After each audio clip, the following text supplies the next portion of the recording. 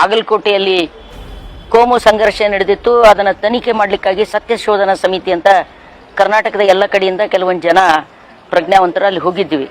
ಅಲ್ಲಿ ಹೋದಾಗ ನಮ್ಗೆ ಕಂಡು ಬಂದಿದ್ದೇನೆಂದರೆ ದಿನಾಂಕ 19ರಂದು ಶಿವಾಜಿ ಜಯಂತಿಯ ನೆಪದಲ್ಲಿ ಅಲ್ಲಿರ್ತಕ್ಕಂಥ ಕೆಲವು ಕೋಮು ಶಕ್ತಿಗಳು, ಕೆಲವು ಕೋಮು ಭಾವನೆಯನ್ನು ತುಂಬಿಕೊಂಡಿರ್ತಕ್ಕಂಥ ಜನ ಪಂಕಾ ಮಸೀದಿ ಎದುರುಗಡೆ ಹೋಗಿ ಸುಮಾರು 40 ನಿಮಿಷಗಳವರೆಗೆ, ಎಸ್ ಪಿ ಅವರೇನೋ 22 ನಿಮಿಷ ಅಂತ ಹೇಳ್ತಾರೆ, ಅಲ್ಲಿ ಸ್ಥಳೀಯರನ್ನು ಕೇಳಲಾಗಿ ಒಂದು 40 ನಿಮಿಷದವರೆಗೆ ಮಸೀದಿ ಎದುರು ನಿಂತು. ಅದು ತುಂಬ ಇಕ್ಕಟ್ಟಾದ ಸ್ಥಳ.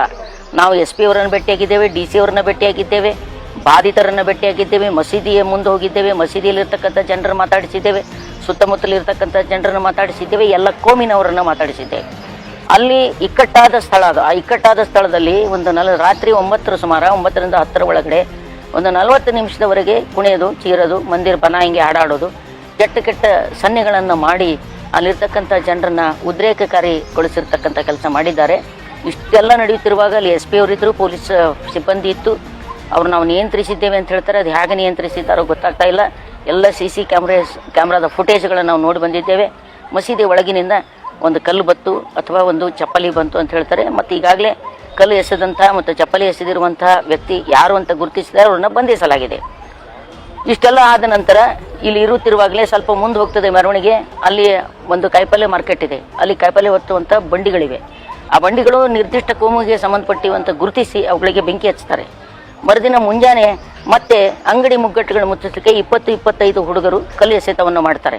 ಆವಾಗ ನಾವು ತಕ್ಷಣವೇ ಬಂಧಿಸಿದ್ದೇವೆ ಅಂತ ಎಸ್ ಪಿ ಅವರು ಹೇಳ್ತಾರೆ. ರಾತ್ರಿ ಇಷ್ಟು ಜಗಳ ಆಗಿದೆ, ಮುಂಜಾನೆ ಏನೂ ಆಗ ಸಾಧ್ಯತೆ ಇರ್ತದೆ.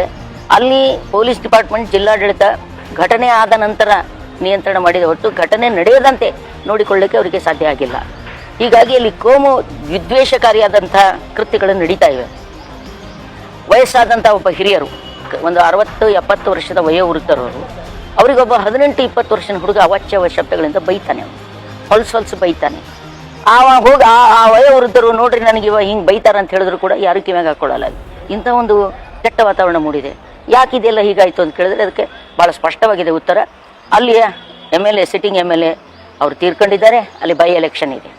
ಬೈ ಎಲೆಕ್ಷನ್ಗೆ ಈ ಸರ್ತಿ ಬೈ ಹುಕ್ ಆರ್ ಕುಕ್ ಅಲ್ಲಿ BJP ಬರಬೇಕಾಗಿದೆ. BJP ಅದು ಕೇವಲ ಒಂದು ಮುಖವಾಣಿ. BJP ನಿಯಂತ್ರಿಸ್ತಾ ಇರೋದು RSS.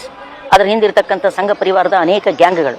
ಆ ಗ್ಯಾಂಗಿನ ಜನ ಶಿವಾಜಿ ಜಯಂತಿಯ ನೆಪದಲ್ಲಿ ಅಲ್ಲಿ ಅನೇಕ ವರ್ಷಗಳಿಂದ ಶಿವಾಜಿ ಜಯಂತಿ ನಡೀತದೆ. ಶಿವಾಜಿ ಜಯಂತಿ ನಡೆಯುವಾಗ ಮಸೀದಿ ಎದುರ ಹಮೇಶಾ ಅಲ್ಲಿ ಮೆರವಣಿಗೆ ಹೋಗ್ತದೆ. ಆವಾಗ ಆ ಮುಸ್ಲಿಂ ಸಮುದಾಯದ ಜನ ಹೊರಗೆ ಬಂದು ಅವ್ರನ್ನ ಸ್ವಾಗತ ಮಾಡಿ, ಶಾಲು ಹಚ್ಚಿ, ಪಾನಕ ಕುಡಿಸಿ, ಅಪ್ಕೊಂಡು ಪರಸ್ಪರ ಅವ್ರ ಜೊತೆ 2 ಹೆಜ್ಜೆ ನಡೆದು ಮೆರವಣಿಗೆ ನಡೆಸುವಂಥ ಪರಂಪರೆ ಇತ್ತು. ಕಳೆದ ಈ 3-4 ವರ್ಷಗಳಿಂದ ಆ ಪರಂಪರೆ ರದ್ದು ಮಾಡಿದ್ದಾರೆ. ಈ ಕೋಮುವಾದಿಗಳು ಅದನ್ನು ನಿಲ್ಲಿಸಿದ್ದಾರೆ. ಮತ್ತು ಯಾವಾಗಲೂ ಹಗಲೊತ್ತು ಮೆರವಣಿಗೆ ಹೋಗ್ತಿತ್ತು. ಅದು 11-12 ಗಂಟೆಗೆ ಒಂದು ಜಯಂತಿ ಆಚರಿಸ್ತಿದ್ರು, 4ರ ತನಕ ಮೆರವಣಿಗೆ ಮುಕ್ತಾಯ ಆಗ್ತಿತ್ತು. ರಾತ್ರಿ ಯಾಕೆ ಹೋಗಬೇಕಿತ್ತು? ಅಲ್ಲಿ ಇಂಥ ಸೂಕ್ಷ್ಮ ಪ್ರದೇಶ ಅಂತ ಗೊತ್ತಿದೆ ಇವರಿಗೆ.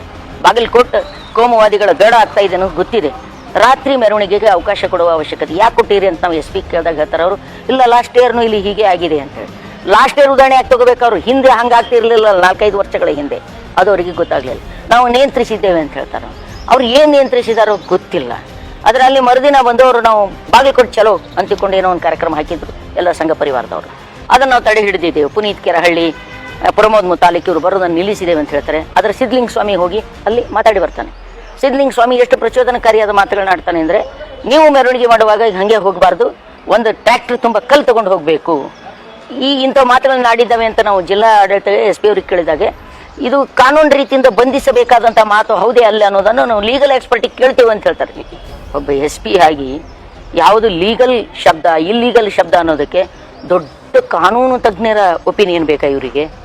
ಎಲ್ಲವೂ ಕೂಡ ಕಾನೂನಾತ್ಮಕವಾಗಿ ಮಾತನಾಡುವಂಥ ಅಸಹಾಯಕತೆಯನ್ನು SP ತೋರಿಸಿದ್ದು ನಿಜವಾಗಿ ಕೂಡ ಆಶ್ಚರ್ಯ ಅನ್ನಿಸ್ತಿತ್ತು.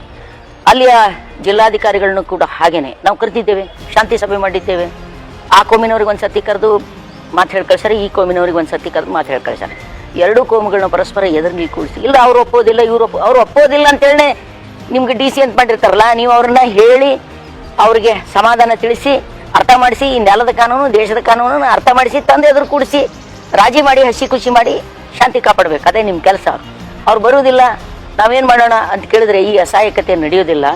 ನಾಳೆ ಎಲೆಕ್ಷನ್ ಸಲುವಾಗಿ ಚರಂತಿ ಮಠ್ ಅವರು ಅದರ ಹಿಂದೆ ಕಳೆದ ಎಲೆಕ್ಷನ್ನಲ್ಲಿ ಅವ್ರು ಸೋತು ಹೋಗಿದ್ದಾರೆ. 1-2 ವರ್ಷ ಸೋತಿದ್ದನ್ನು ತಾಳ್ಕೊಳಕ್ಕೆ ಆಗ್ತಾ ಇಲ್ಲ ಅವರಿಗೆ. ಈಗ ಸಿಟ್ಟಿಂಗ್ ಎಮ್ ಎಲ್ ಎ ಸತ್ತಿದ್ದು ಅದೊಂದು ದೊಡ್ಡ ಹಬ್ಬ ಸಿಕ್ಕಂಗಾಗಿದೆ ಅವರಿಗೆ. ಹಿಂಗಾಗಿ ಅಲ್ಲಿ ಕಾಮನ್ ಜನರಿಗೆ ಪಾಪ ಅದರ ಅರಿವಿಲ್ಲ, ಅವ್ರು ಯಾರಿಗೂ ಬೇಕಿಲ್ಲ. ನಾವು ಎಲ್ಲ ಕೋಮಿನವ್ರನ್ನು ಮಾತಾಡಿಸಿದ್ದೇವೆ. ಅವರು ಇಷ್ಟು ಭಯಗ್ರಸ್ತರಾಗಿದ್ದಾರೆ, ಆಫ್ ದ ರಿಕಾರ್ಡ್ ಹೇಳ್ತಾರೆ, ಆನ್ ದ ರಿಕಾರ್ಡ್ ಏನು ಹೇಳೋದಿಲ್ಲ. ಸಹಜವಾಗಿ ಎಲ್ಲ ಏರಿಯಾದೊಳಗೆ ಆಗ್ತಕ್ಕಂಥದ್ದು ಇದೆ. ಸೊ ಅದಕ್ಕೆ ನಾವು ಸರ್ಕಾರಕ್ಕೆ ಸತ್ಯಶೋಧನಾ ಸಮಿತಿ ವತಿಯಿಂದ ಕೆಲವು ರೆಕಮೆಂಡ್ ಮಾಡಿದ್ದೇವೆ. ಏನು ರೆಕಮೆಂಡ್ ಮಾಡಿದ್ದೇವೆ? ನಾವು ಇಡೀ ಕಮಿಟಿಯ ವರದಿಯನ್ನು ಸರ್ಕಾರಕ್ಕೆ ಸಲ್ಲಿಸ್ತೇವೆ. ಸರ್ಕಾರಕ್ಕೆ ಸಲ್ಲಿಸಿ ಗೃಹ ಮಂತ್ರಿಯವರಿಗೆ, ಮುಖ್ಯಮಂತ್ರಿಯವರಿಗೆ ನಮ್ಮ ನಿಯೋಗ ಭೇಟಿ ಆಗ್ತದೆ. ಬರಲಿರುವ ಹೋಳಿ ಹುಣ್ಣಿ ಇರ್ಬೋದು, ಉಗಾದಿ ಇರ್ಬೋದು, ರಂಜಾನ್ ಇರ್ಬೋದು, ಅಲ್ಲಿ ಕೋಮು ದಂಗೆ ಆಗ್ಲಾರ್ದಂಗೆ ನೋಡಿಕೊಳ್ಳಬೇಕು. ಅಲ್ಲಿಯ ಅಧಿಕಾರಿಗಳ ಅಸಹಾಯಕತೆಯನ್ನು ನಿಲ್ಲಿಸಬೇಕು. ಅಸಹಾಯಕರಾದ ಅಧಿಕಾರಿಗಳನ್ನ ತೆಗೆದು ಕಾನೂನನ್ನು ಗೌರವಿಸುವ, ಗಟ್ಟಿಯಾಗಿ ಅದನ್ನು ಆಚರಿಸುವಂಥ ಬೇರೆ ಸಿಬ್ಬಂದಿಗಳನ್ನ ತಂದು ಹಾಕಲಿಕ್ಕೆ ಅಲ್ಲಿ ಸಾಧ್ಯ ಆಗಬೇಕು. ಮತ್ತು ಇಡೀ ಪ್ರಕರಣ ತನಿಖೆ ಆಗಬೇಕು, ತಪ್ಪಿತಸ್ಥರಿಗೆ ಶಿಕ್ಷೆ ಆಗಬೇಕು. ಸಿದ್ಲಿಂಗ್ ಸ್ವಾಮಿ ಅಂತವ್ರನ್ನ ಹಿಡಿದು ಒಳಗೆ ಹಾಕಲಿಕ್ಕೆ ಭಾಳ ದೊಡ್ಡ ಬರೀ FIR ಮಾಡೋದಲ್ಲ, FIR ಮಾಡಿವಿ ಅಂತ ಹೇಳ್ತಾರೆ. ಅಂಥವ್ರು 10 FIR ಹಾಕೊಂಡಾರ ಅವ್ರು. ಆ FIRಲಿಂದ ಏನು ಉಪಯೋಗ ಇಲ್ಲ. ತಕ್ಷಣ ತನಿಖೆಯಾಗಿ ಅಂಥವ್ರನ್ನ ಬಂಧಿಸಿ ಒಳಗೆ ಹಾಕಿ ಶಿಕ್ಷೆ ಕೊಡಲಿಕ್ಕೆ ಸಾಧ್ಯ ಆಗಬೇಕು. ಇವು ನಮ್ಮ ಮುಖ್ಯವಾದ ಡಿಮ್ಯಾಂಡ್ಗಳು.